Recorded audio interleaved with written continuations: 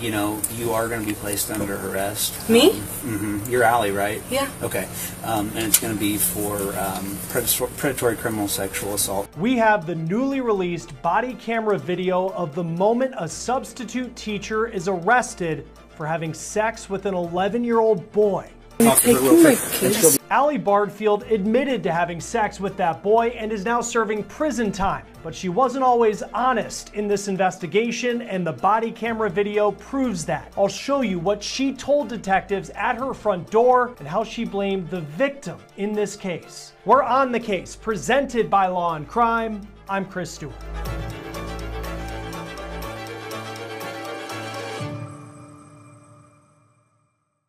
Allie Bardfield entered a guilty plea for having sex with an 11-year-old student of hers. It is a shocking story, and what's even more shocking is how she tried to play it when detectives arrived at her front door. Before I get to that body camera video, here is Bardfield in court in Macon County, Illinois, where all of this took place about 3 hours south of Chicago. This is the hearing where Bardfield admitted to abusing her student who is just 11 years old. But Bardfield wasn't always truthful to law enforcement in this investigation. This is the body camera video of the day that she was arrested in April of last year. Now, part of the audio is redacted, which is why you'll hear it drop out at times.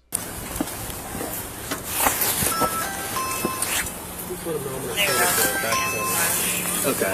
6:38.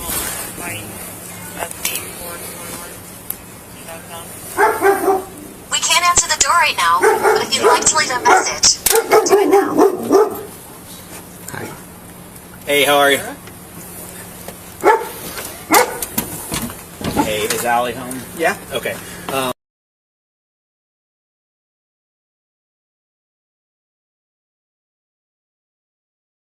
Sheriff's Office, and I'm assisting the Mount Zion Police Department. How many kids are home? Three. Three Why? kids? Okay, just you guys and the kids? Okay. And Because- someone else. Yeah, it's my brother. My brother. These are brother. Okay. Okay. So here's the thing. We have a search warrant for the house, okay? You know, you are going to be placed under arrest. Me? You're Allie, right? Yeah. Okay. And it's going to be for predatory criminal sexual assault to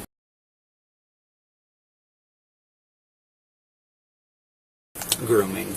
Okay, so that's why we're here, to take a look, to make sure we gather what we need out of the house, okay? For what? Yeah, so I'll talk to you more about it here in a second, okay? As a matter of fact, if you guys want to go in and start doing Can that... I put the dogs up? Yeah, absolutely. Yes, please. We're going to have to follow you in, though, just to make sure, okay? You have your phone with you? One's a German Shepherd, so... Okay. James, you want to stay here with me? So you can see Bardfield acting confused and shocked as to why detectives are at her door accusing her of sexual abuse and grooming. This is going on around 4:30 in the afternoon on April 3rd, 2024. The day prior, detectives say an 11-year-old came to the police station with his parents saying Bardfield, his 6th grade teacher, sexually assaulted him. Bardfield worked in the Decatur, Illinois school system. She was considered a long-term substitute teacher for the 6th grade class. She gave off the fun teacher vibes on social media. Here she is on TikTok with a young girl. Now, hours before her arrest, police say the 11-year-old boy did an interview with a specialist to talk about the abuse. Deputies also collected a sexual assault kit from the victim. Now, here's more of what the detective told Bardfield at her front door when she was arrested. I'm going to explain some things to you, okay? First off, I have to read your rights, okay, so I can talk to you, okay? You do have the right to remain silent. Anything you say or do will be used against you in court. You have the right to an attorney, and if you can't afford one will be appointed to represent you free of any cost to you. Do you understand that? Yeah. Okay. Have you ever been in trouble before? Never. Okay. I'm going to give you an opportunity to explain, but long story short is, okay, we've got a significant amount of evidence to include the conversation that you had with.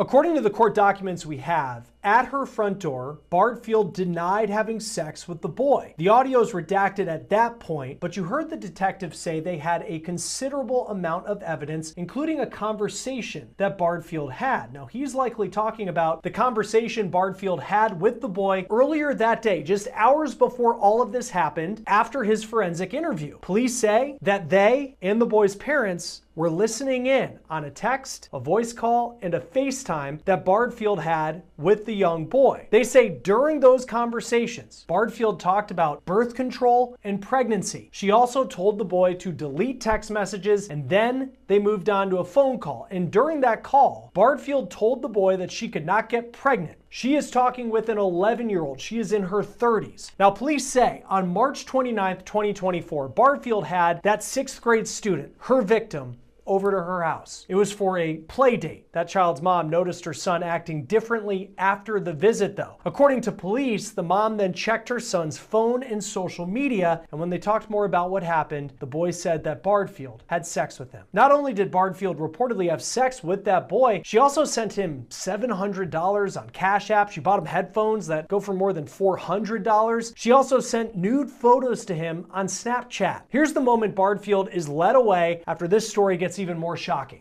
I'm going to talk to her real quick, and she'll be able to talk to me. No, I'll talk to you here about that. So that lady is with you. Oh my God. No, but listen, she's with UCFS. It doesn't mean she's taking your kids. Okay? Make it nice and show us secure out here.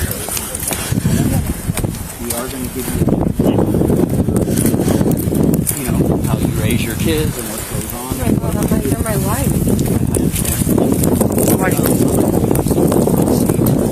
Sit in the back because I want to be out of the wind and air. And I'm going to have you have a seat in this second vehicle here. Showing registered 56 and a half, 10,300. OP revoked. Which seat? This up, right up here. Just hope the OP has been served to him. You good, buddy? Yep. So, here's the thing, okay? You work at Hope. Bardfield then gets into a police vehicle to talk to detectives. The audio is redacted, but according to court documents that we have, this is what she said. At first, she once again denied having sex with the boy, but then the detective said he had seen the nude pictures that she sent the boy on Snapchat. And when asked why she would send nude photographs, a teacher in her 30s, to a boy just 11 years old, she said, quote, "He kept asking and asking and asking and wouldn't leave me alone." The document also states that the victim had sent the teacher explicit pictures. Well, if you ever notice how some habits just sneak into your day without you even realizing it, for a lot of people, that means reaching for something on autopilot because you're stressed or run down, even though you know it's not good for you, which is why I want to tell you about our sponsor, Fume. It's an award-winning flavored air device that is great for combating oral fixation and fidgeting. It delivers great taste as your usual pick-me-up without any harmful chemicals. And instead of inhaling vapor, you simply breathe in natural, non-toxic flavors that satisfy the craving without the downside. Fume is not about quitting, it's about replacing. It's a flavored air device that gives you the same hand-to-mouth habit, but without the downsides. And there's no vapor, no nicotine, just natural, non-toxic flavors. One thing I think you'll really like is the design, a sleek wooden piece. It feels great in your hand. It has some magnetic fidget features that are very satisfying, perfect for when you're stressed or you need something to keep you focused. Plus, it's portable. You can take this anywhere. One flavor a lot of people are big on is crisp mint, super refreshing and perfect for keeping you sharp throughout the day, but there are tons of flavors to pick from, so you can find the one that fits you best. Over 500,000 people have already made the switch to Fume as part of their habit change journey. So if you're ready to try it for yourself, now is the time. For a limited time, if you order the Journey Pack using my code, you'll get a free Fume topper, which is a great accessory to level up your experience. Click the link, tryfume.com/law&crime, or scan the QR code on your screen to get yours today. In the body camera video that the audio is redacted from, we can see the moments in this conversation inside the cruiser that police are laying out the evidence they have against her. And you can see her put her head in her hands as she realizes what her fate is likely going to be. It is notable that Bardfield tried multiple times to say that the boy made advances on her, that all of this was the 11-year-old's fault. At the end of this part of the conversation, Bardfield, according to court documents, was asked about how she was feeling. And she replies, quote, "I have my criminal justice degree. I'm in my master's program. This isn't how I want my life to be, but I didn't want the victim to feel uncomfortable as I felt uncomfortable, but I was just trying to act like nothing happened and just be there for him. At the end of the conversation in the cruiser, police say that Bardfield threatened to take her own life. She was then handcuffed and taken to the county jail. And from that moment on, Bardfield was held without bond. Per WAND TV, here's the moment the judge at her first court appearance told her what the punishment could be for the charges that she faced. It's a Class X felony, punishable by 6 to 60 years in the Department of Corrections. That would be served at 85%, followed by a mandatory supervised release of 3 years up to natural life and up to a $25,000 fine. It is not a probation eligible offense. And if convicted, you would have to register as a sex offender for the rest of your natural life.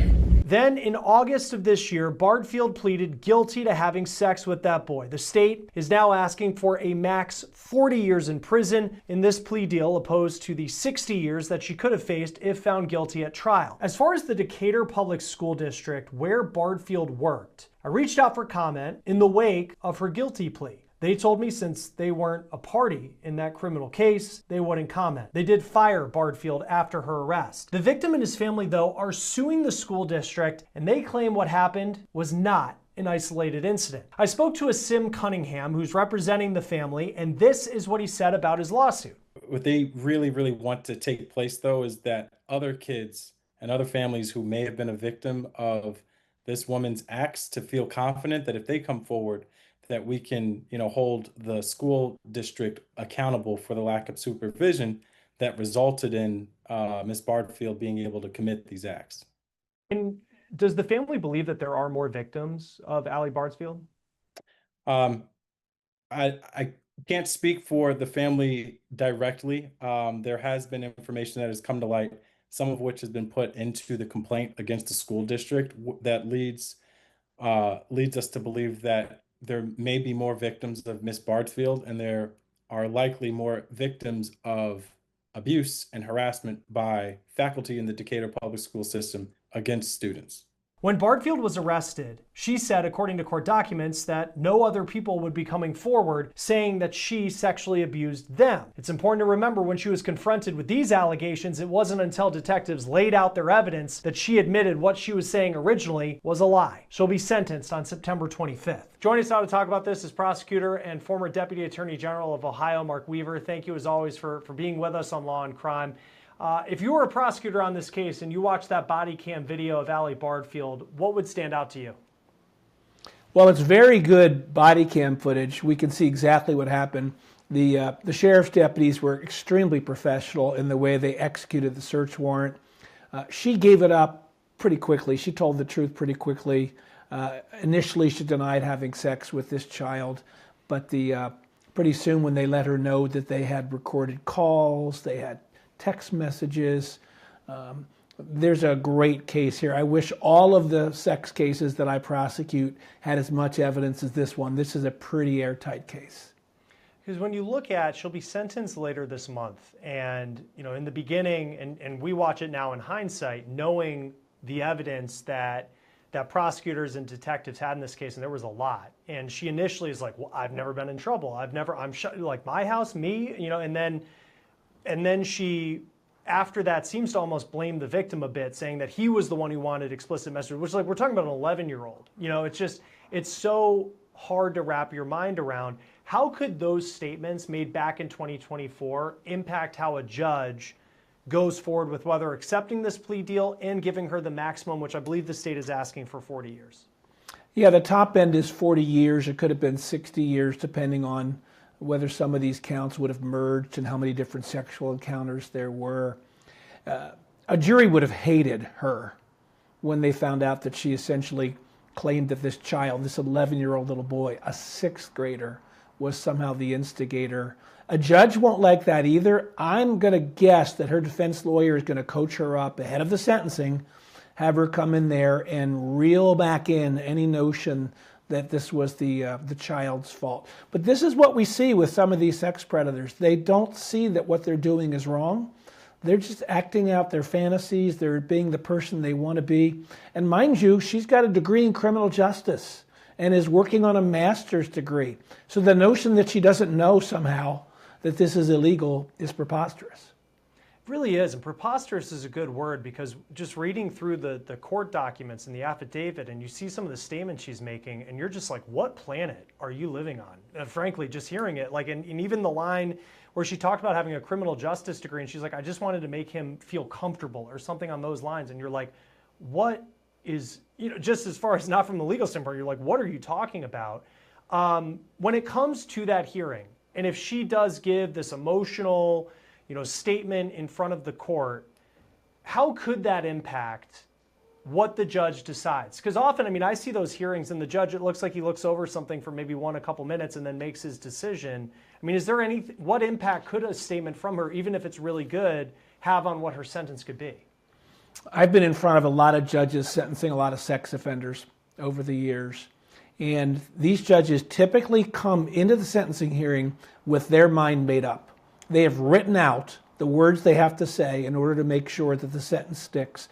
And occasionally something a victim says or something the defendant says, you'll see the judge adjust it, reach over with a pen and maybe scratch something out or maybe fill in a blank. But most judges are ready with an idea of what they want to do before they even set foot, and then only in these marginal cases do they change it. Judges are also really good at seeing through sort of courtroom conversions, right? When you read what she said she admitted to, and when you watch the footage of the warrant call the police did, that's when you see the real person. The person in court has been, properly dressed and properly coached and is reading from a script. Good judges know that the way the defendant appears in court is often a put on. So she'll end up, 20 years off of what she could have received as the max if she was found guilty if she took this to trial. Just reading through the court documents of all the evidence, just even extending explicit pictures, which police have, to an 11-year-old boy, why make a deal when it seems like you would have had her dead to rights if you were a prosecutor? In nearly every case where a prosecutor pleads a child sex case out, it's two basic reasons. One is certainty of conviction, which I think would have been present here anyway, but more importantly, not making an 11, he's probably 12-year-old boy soon, sit in a witness stand in front of a bunch of strangers and say what happened in the most embarrassing thing in his life. You're always trying to protect the child from re-victimization. And that's a key thing. This woman is not going to get 40 years. And I'm not suggesting what she did was good. I've prosecuted all sorts of people who molested children all the way down to as young as 2 years old. And given this circumstance, the judge will not send her for 40. She will get 10 or 15. I don't know the judge. But that would be more typical for a one-victim child sex offender like this woman. Even if it's one where because I'm sure for people, that's what it's been reported, that it was like a max of 40 years, and then if a judge goes down to 10, what impact could the fact that she was a teacher, she's given this position of power to, and anybody who is an adult who's accused of these crimes or convicted of these crimes, they had a position of power over a child, but she was an educator, she did it. How does that factor into how some of these cases play out in terms of the sentencing? Yeah, Chris, I want to be clear. I'm certainly hoping she gets a longer sentence. I've just observed enough of these over the years, and the judges have as well. I prosecuted a child sex offender a year or two ago who had sex with his girlfriend's young daughter every day over several months, 7 days a week over several months. And he got 32 years, 34 years. I'm just comparing that there are degrees of sex offenders out there, but your point is well taken. Somebody who has sex with an 11-year-old should go to prison, and a teacher who has sex with an 11-year-old should go to prison for even longer. She has a special responsibility to not victimize these children who the parents placed in her care. Right, and that's the part of it too, where it just seems like it's this facade almost. She's a teacher, and then there was this play date because she had children in her house. It's so hard to comprehend, especially when it's a teacher or someone like that. And I had great teachers. I think we all have. But then there's just so many of these cases that come up. In your career, what have you seen as far as trying to understand why some of these people will cross a line and frankly blast right past through a line where they're a teacher and then suddenly they're in a situation like Allie Bardfield is?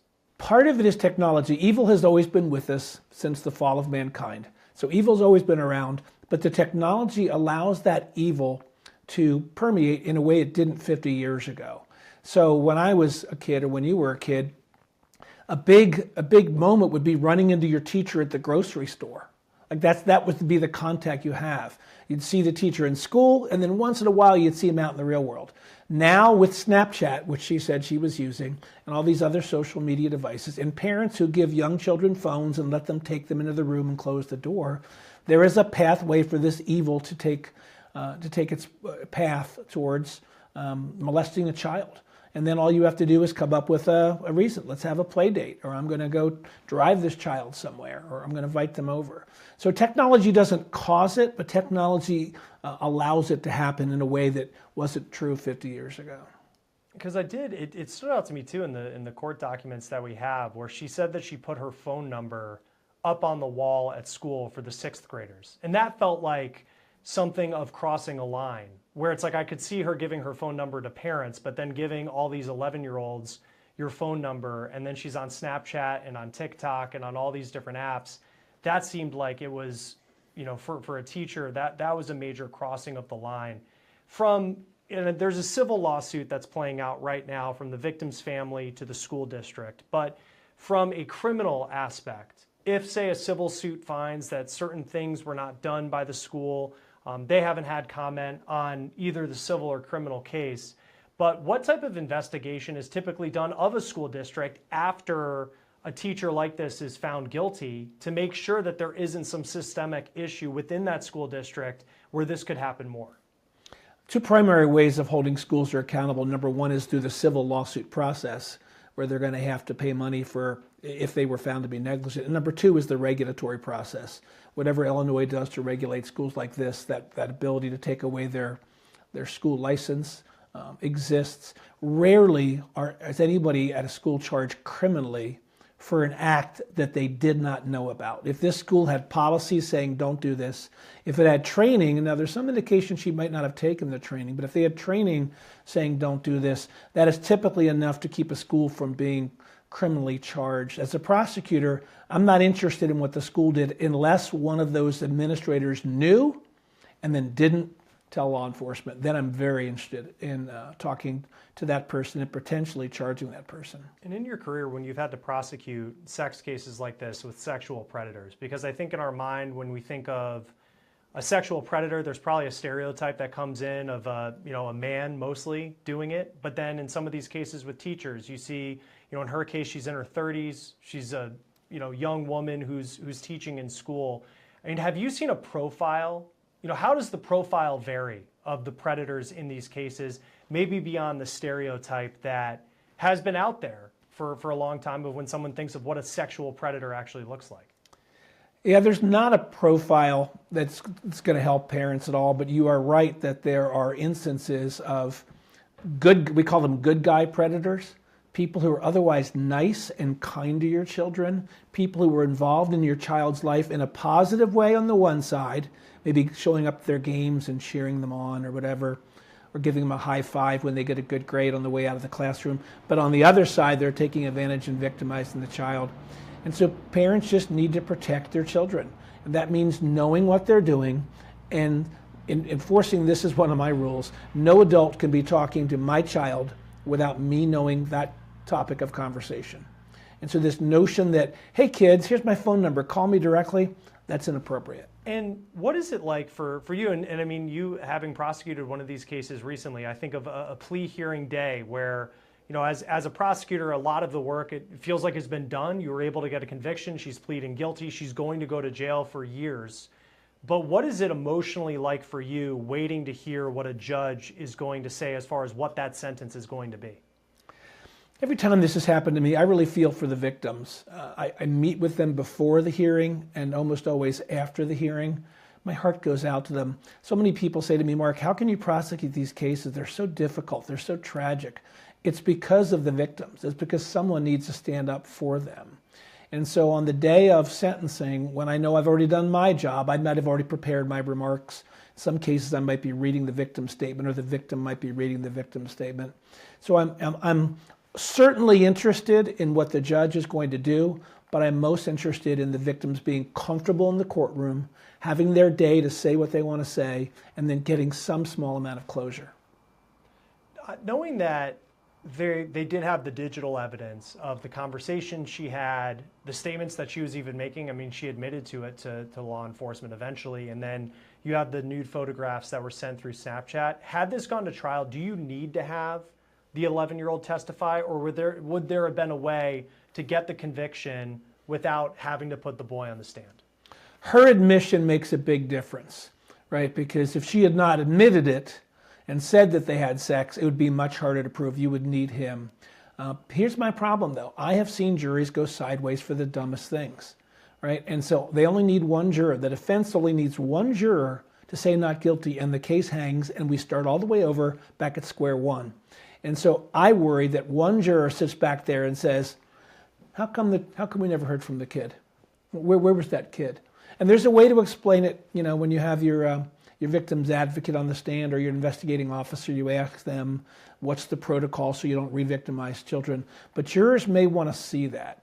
But I think the larger concern here is that a judge is probably not going to give her 40 years. So the notion of pleading it and then taking off 60 down to 40, she's not going to get 40 years. It kept it well within the range of what the prosecutor would like to get anyway. And then just lastly, Mark, because we do cover a lot of these stories with teachers who are accused and in cases convicted of sexual misconduct with children. And it would be easy to look at the media reports and say it's just happening more. Is this something that you feel like you're seeing more of, or is it just a case we're learning about it more? A little bit of both. We are seeing more of it because technology, as I mentioned before, allows teachers and students to privately talk to one another in what they think is a non-monitored setting. And then the other one is that it probably is happening a little bit more just because the mores of society is do what feels good. And whatever makes you feel good. Love is love no matter what. That attitude, when taken to its extreme, brings us to situations like this. I'm sure she didn't think she was perpetuating an act of violence. I'm sure she thought it was a very loving encounter. It wasn't. It was molestation. But in her mind, I'm sure she thought she was doing something that was perfectly okay, notwithstanding the fact that she has a degree in criminal justice and the law says it's illegal. And we had covered this story before. I had not read the part yet that she had a degree in criminal justice, which made this even more hard to make it more shocking than it already was, but that's definitely part of it. Mark Weaver, it's always great to have you on Law and Crime. Thanks for helping break this down for us. We appreciate it. Thank you, Chris.